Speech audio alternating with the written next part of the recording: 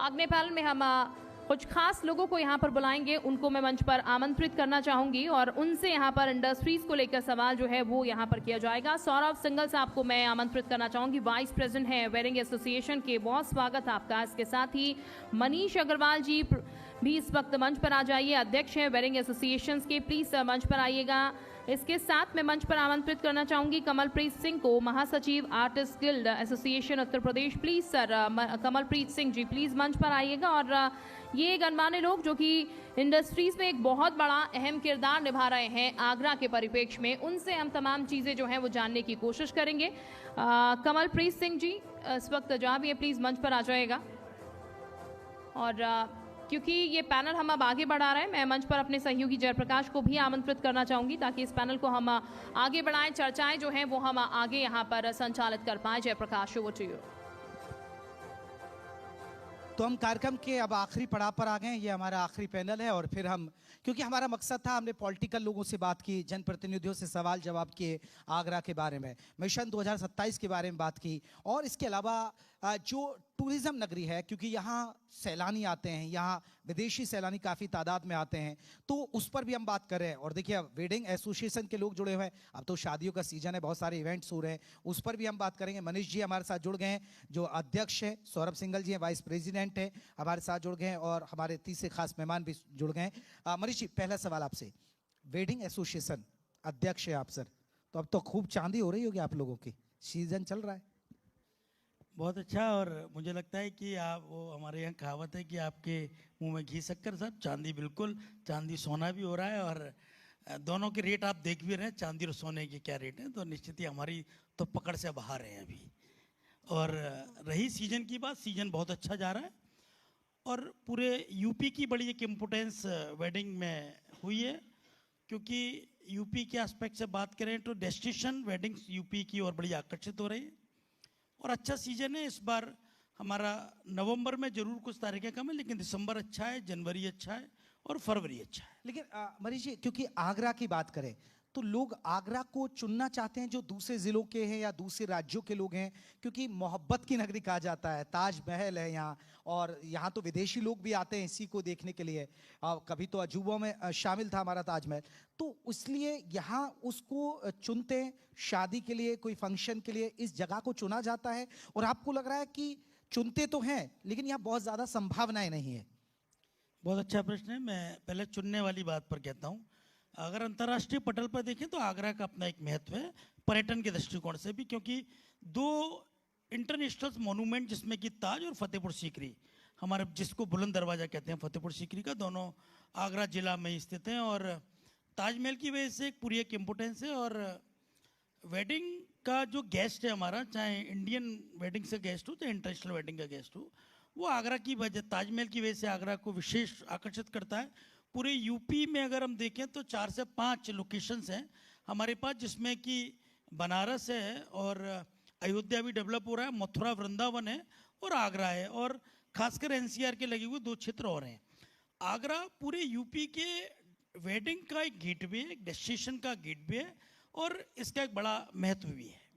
ठीक है सौरभ साहब, क्योंकि मोहब्बत की नगरी है, जैसा कि जिक्र बार बार हो रहा है, मोहब्बत की नगरी में हम बैठे हैं तो कई मोहब्बतें पनप रही होंगी और बैंड बाजा भी बज रहा होगा। लेकिन सर, जिस चीज़ का जिक्र अभी मेरे सहयोगी भी कर रहे थे, यहाँ पर वेडिंग पॉइंट बनाने की जब हम बात कर रहे हैं, राजस्थान का अगर बात की जाए तो तमाम सेलिब्रिटीज़ जो हैं पसंद करते हैं राजस्थान जाना और वहाँ के किला में शादियाँ करना, लेकिन वो संभावनाएँ क्या यहाँ नज़र आती है, क्योंकि ये तो मोहब्बत की नगरी है? बिल्कुल, मैं कहना चाहूँगा बहुत संभावनाओं से भरा उत्तर प्रदेश है और ख़ास तौर से आगरा तो बहुत संभावना है, पर उसमें हमें बहुत सहयोग की आवश्यकता है, सरकार से भी और लोकल जनप्रतिनिधि हैं। कई सारे मॉन्यूमेंट्स और हैं यहाँ पर, जैसे हम लाल किला की बात करें तो उसका जो दीवाने खास है उसमें हम बहुत ही कार्यक्रम आयोजित कर सकते हैं। कंपैरिजन जयपुर का ही है, वहाँ भी रामगढ़ फोर्ट में इस तरह के कार्यक्रम होते हैं। फिर आगरा में भी एक ताज खेमा भी है यहाँ पर, वहाँ पर कार्यक्रम होते हैं, पर उसमें जो पर्यटन की दृष्टि से जो व्यवस्था है उनको देनी चाहिए, और आवागमन की जो व्यवस्था है वो थोड़ी जटिल है, पर बहुत संभावना है वहाँ। मतलब जो नए जोड़ों का ये रहता है कि ताजमहल के पार्श्व में उनकी बेदी के संस्कार हों। ठीक, यानी कि संभावनाओं का शहर ये है और हो सकता है होपफुली राजस्थान जैसी चीज़ें यहाँ भी हो जाए, सेलिब्रिटी यहाँ भी शादियाँ करनी शुरू कर दें। बहरहाल कमलप्रीत जी का मैं रुख कर लेती हूँ। कमलप्रीत जी, आगरा की अगर बात की जाए, क्या संभावनाएं आगरा में आप देख रहे हैं और किस किस इंडस्ट्रीज में संभावनाएं आप देख रहे हैं जो कि होनी। और मैं आर्टिस्ट हूँ और आर्टिस्ट गिल्ड ऑफ यूपी का महासचिव हूँ। तो मैं यही कहूँगा कि देखिए, डेकोर का पार्ट चेंज हो रहा है, हर चीज़ चेंज हो रही है, थीम्स चेंज हो रही हैं, अकॉर्डिंग टू वेन्यू वहाँ काम हो रहे हैं और बहुत सारी संभावनाएं आगरा में काम करने की। आने वाले समय में काफ़ी प्रॉपर्टीज़ अच्छी ब्रांड की आगरा में आ रही हैं, तो जिससे कि सभी डेकोरेटर्स को, कैटरर्स को और आर्टिस्ट को बहुत काम मिलने की संभावना है यहाँ पर। और हम यही चाहते हैं कि ये सारी चीज़ें सरकार और ज़्यादा इसको सही करे तो और अच्छी चीज़ें यहाँ हो सकती हैं। लेकिन अपने कला का क्षेत्र किस तरह से, थोड़ा सा आपने अपने प्रोफाइल बताइए हमारे साथ। जी, मैं आपको बता दूं, मैं कीबोर्ड प्लेयर भी हूं और हमारा एक बैंड भी है और आगरा के सभी कलाकार जो हैं वो संघ में मिलकर के यहाँ काम करते हैं और पूरे उत्तर प्रदेश से भी कलाकार, लखनऊ से, कानपुर से, बनारस से भी काफ़ी कलाकार जो संस्कृति विभाग से भी हैं, वो भी काफ़ी लोग आगरा में आकर कलाकार जो है वो काम करते आगरा हैं। की कला को मंच मिल पा रहा है सर? जी बिल्कुल मिलता है, जैसे, लेकिन अभी उम्मीद ये और है कि जैसे एक ताज महोत्सव एक प्रोग्राम आगरा में जो सरकार द्वारा होता है, ऐसे प्रोग्राम साल में 2, 4, 6 और अगर बढ़ जाएं तो कलाकारों को और उम्मीद बढ़ेगी कि ज़्यादा से ज़्यादा कलाकारों को काम मिलेगा। ठीक है मनीष जी, जिस तरह भी हम बात कर रहे थे वेडिंग की, तो लोग राजस्थान को ज़्यादा चुनते हैं। देखिए, आगरा से आप निकलेंगे तो भरतपुर, कामा होते हैं आप उधर, बहुत सारे वहाँ फोर्ट्स हैं, जयपुर में बहुत लोग शादियाँ करते हैं, लेकिन फोर्ट्स यहाँ भी है, यहाँ कम चुनते हैं, उसके मुकाबले ऐसा क्यों? मुझे लगता है कि पहले तो मैं आपका धन्यवाद करूंगा कि आपके चैनल ने बहुत अच्छा, मतलब अभी तक तमाम सेक्टर्स को हर चैनल कवर करता हुआ है, लेकिन वेडिंग सेक्टर्स को आपने बहुत गंभीरता से लिया और खासकर आगरा में जब आपने चर्चा उत्तर प्रदेश के पूरे विकास की करी तो उसमें वेडिंग सेक्टर्स की उपयोगिता को आपने समझा। देखिए, राजस्थान के पास अपनी एक धरोहर है, लेकिन यूपी के पास ऐतिहासिक और आध्यात्मिक धरोहरें हैं और बहुत समृद्ध है यूपी। सरकार को हम बार बार ये बात कहते हैं कि यूपी को पूरा वेडिंग डेस्टिनेशन स्टेट के रूप में अनाउंस करे, आगरा उसका गेटवे हो सकता है और बहुत सारी सुविधाएं, क्योंकि पर्यटन के क्षेत्र में जब विकल्पों के रूप में हम किसी चीज़ को देखते हैं तो वेडिंग डेस्टिनेशंस है। ये बात बहुत तेजी से राजस्थान सरकार समझ गई। राजस्थान सरकार ने अपने बहुत सारे मोनूमेंट्स, बहुत सारी हवेलियां, बहुत सारी धरोहरें इस आयोजन के लिए एक वैवाहिक परिवार के एक नए एक्सपीरियंस के लिए खोली।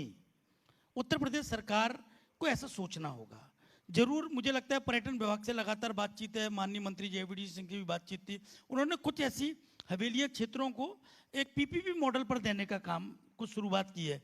लेकिन मेरे साथी अभी से सौरभ जी ने बताया कि आगरा में एक मेहताब बाग है, क्योंकि आगरा से बात हो रही है, एक ताज के पीछे का एरिया है और उस एरिया में आने जाने की बहुत सारी बंदिशें हैं, क्योंकि जो पर्यटक आ रहा है, जो वैवाहिक परिवार आपके बीच आ रहा है, उसके वो किसी बंदिशों के बीच काम नहीं करता है, वो एक मनोरंजन, आनंद और उत्साह के बीच काम करता है। आप तो यूपी एसोसिएशन के पूरे अध्यक्ष हैं, तो आपने ये सरकार के सामने प्रस्ताव रखा कि इसको गेटवे बनाया जाए, आगरा के लिए इस तरह की चीजें होनी चाहिए?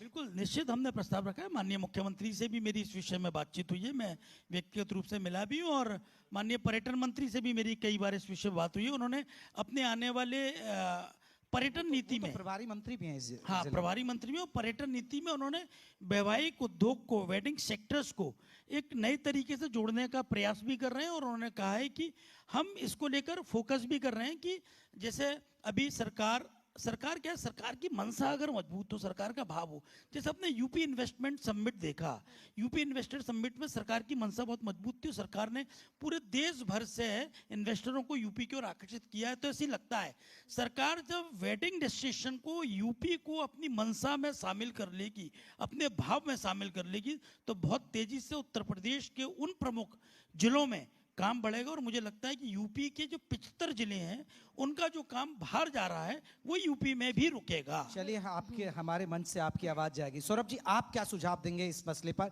क्योंकि अब धीरे धीरे हम चर्चा के आखिरी पड़ाव पर आ गए। बिल्कुल, सरकार को आगे आना होगा और हम पूरी तरह से सहयोगी हैं उनके। वेडिंग सिटी आगरा को डिक्लेयर करने की बात हो रही है, प्रपोजल भी है, तो उसमें वो एक जगह को चिन्हित करके उसको थीम पार्क बनाएंगे। थीम पार्क में हमारे लिए, हम ब्रज में रहते हैं तो बहुत बड़ी अपॉर्चुनिटी है कि हम ब्रज लीलाओं का उसमें चित्रण करेंगे और एक पीपी मॉडल के तहत ही वहाँ पर लोग जगह को एक्वायर करेंगे और उसमें फिर अपने अपने हॉल्स या जो भी बनाएंगे, तो जिससे अवेयरनेस आएगी और एक पूरा एक पार्क क्रिएट होगा। ठीक है कमलप्रीत जी, क्योंकि कला के क्षेत्र से आप हैं तो कला को लेकर क्या कुछ आप इन्वेस्टमेंट चाहते हैं गवर्नमेंट की तरफ से, क्योंकि जैसा सर भी बता रहे हैं कुछ चीज़ों को लेकर बातचीत चल रही है, लेकिन कला के क्षेत्र में क्या होना चाहिए ताकि आगरा का बच्चा निकलकर अपनी कला का प्रदर्शन कर पाए बाहर? जी, मैं वही बताना चाह रहा हूँ। एक तो आर्टिस्ट गिल्ड ऑफ यूपी की तरफ से हम ये चाहते हैं कि सरकार एक आयोग का गठन करे, जिससे कि मतलब कलाकारों की वहाँ बातचीत हो सके, उनकी परेशानियों को सुना जाए, उनकी सुरक्षा, उनकी रक्षा के लिए, क्योंकि इसमें हमारी इंडस्ट्री में 70 to 80% फीमेल्स भी जो काम करती हैं, तो उनकी रक्षा के लिए भी वो बात हो।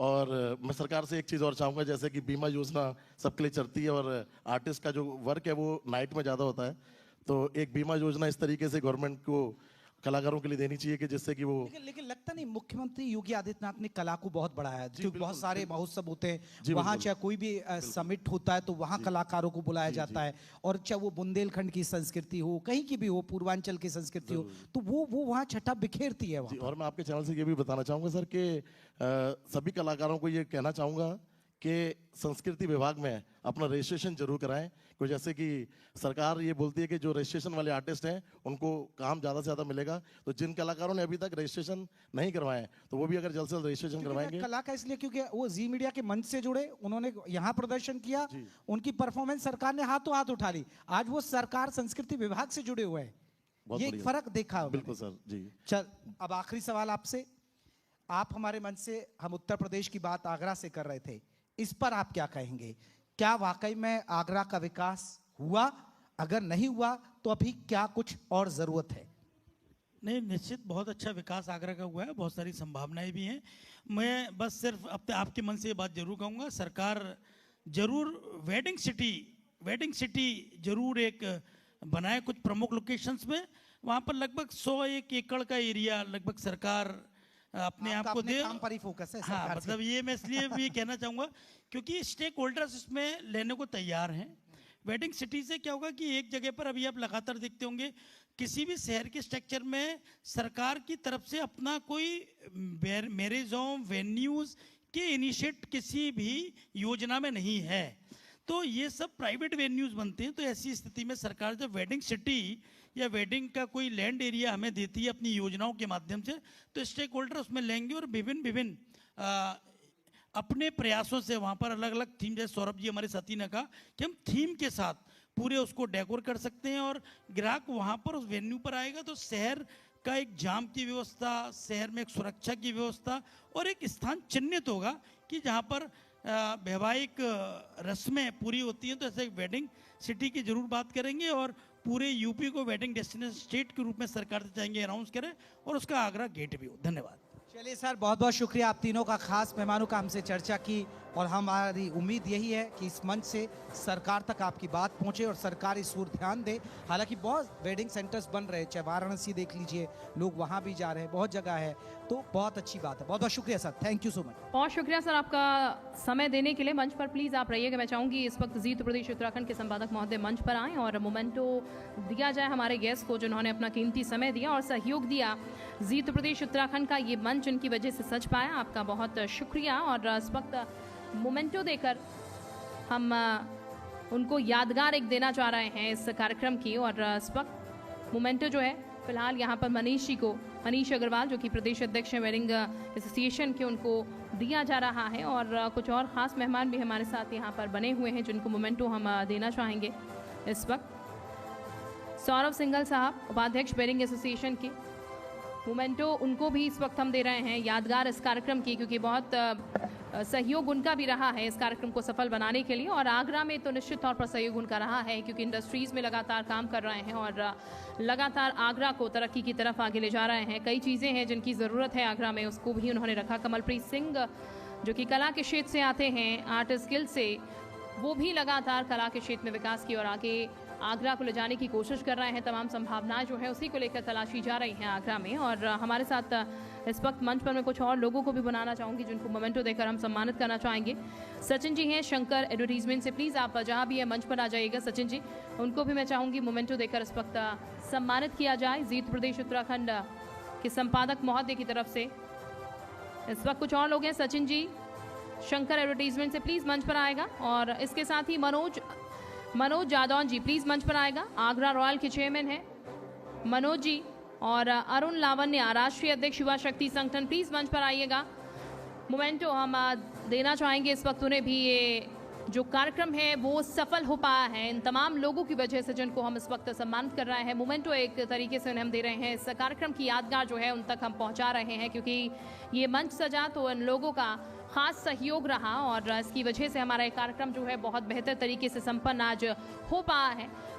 और हम मोमेंटो जो है वो इस वक्त हम दे रहे हैं सचिन जी शंकर एडवर्टीजमेंट के, प्लीज मंच पर रहेगा। इसके साथ ही मनोज जादौन जी हैं आगरा रॉयल के चेयरमैन, जिनको हम एडवर्टीजमेंट हम फोटो सेशन भी बहुत ज़रूरी है। देखिए यादगार जो है वो भी इस वक्त बनाई जा रही है, क्योंकि हम कोशिश यही कर रहे हैं यादें जो हैं वो समेट कर भी यहाँ पर से लोग अपने साथ लेकर जाएं। और मंच जैसे ही खाली होता है कुछ और लोगों को भी मैं इनवाइट करती हूँ।